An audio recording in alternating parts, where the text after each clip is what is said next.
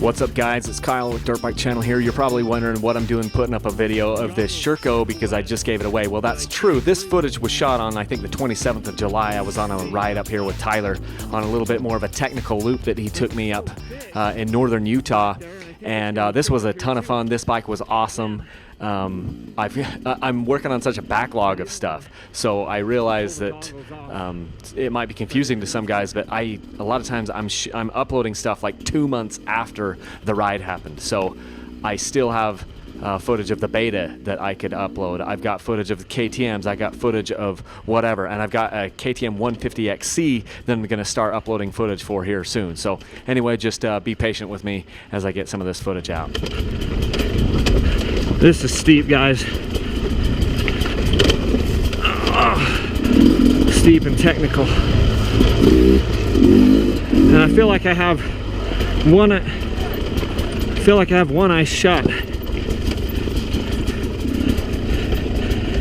feel like I got one ice shot because that's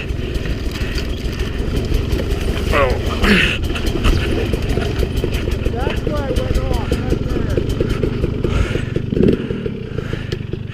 that is, I went off right down there. dude, I just about did that. This is freaking gnarly, man. It is. Until we get out to the road here, it's pretty technical. Oh, I gotta buckle my boot. Oh, I lost a buckle. Dude, that is the second time. I've already done it. That's the third. This will be the third time I've had to call them for parts. I do it all the time. I just say, hey, I paid $600 for these grips. I realize they're not indestructible, but losing buckles is, you know, you can't have that happen at $600. I'm gonna have to start putting them in with freaking Loctite. I never had that problem. The buckle part. Yeah, I do that. I do the. I was talking about strap. I've lost strap. Yeah. These are the Fox Instinct off-road boots, and if I'm dead honest, I don't probably like them as much as I like my Garnet SG10s.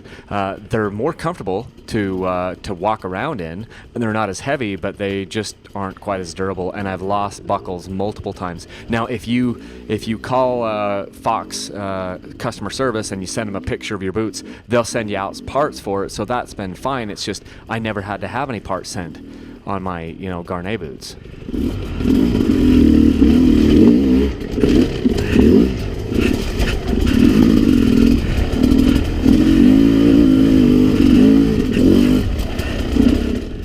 Believe it or not, this trail that Tyler's taking me on is actually pretty technical. It's very off camber, it's steep, and it's just really tight, and there's a lot of tricky rocks and things. It was a ton of fun. The GoPro certainly doesn't do it justice. This trail is freaking sweet.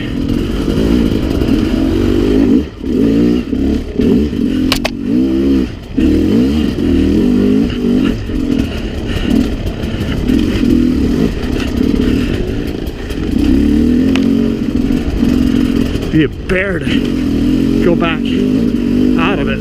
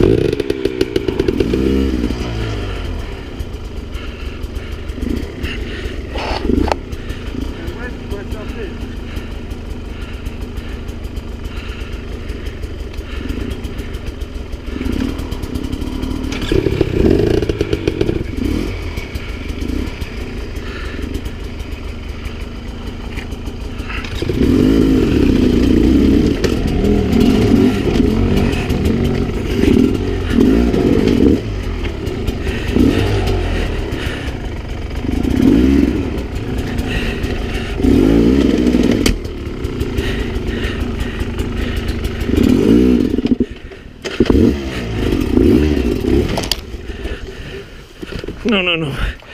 Don't fall, Brotherson. There we go. You know, there's nothing quite like having a 300 two-stroke for some technical terrain like this. I can do this stuff on my 250XC. The 250XC has plenty of power and plenty of low-end grunt to do stuff like this, but it is easier to do it on a 300 two-stroke. I've been riding enough bikes, I can definitively say that if you're going to ride stuff like this where it's nasty and loose, the best bike that you can be on is a 300 two-stroke, because they just don't die. And they've got enough power and enough torque to get you out of any situation, and you don't have to rev them up.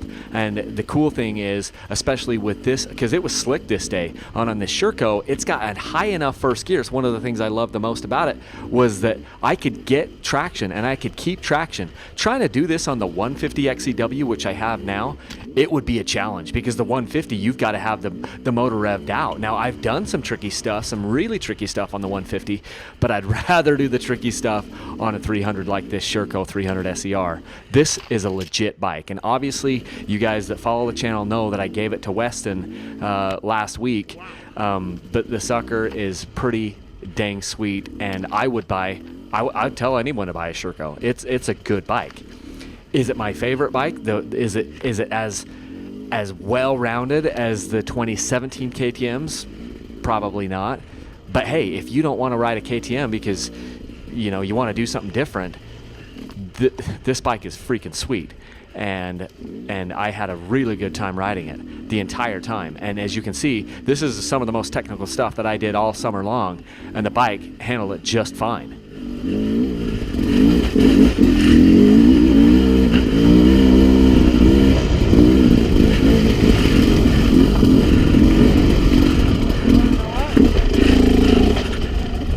You were telling me about those guys. They're like, you don't ride hard stuff anymore.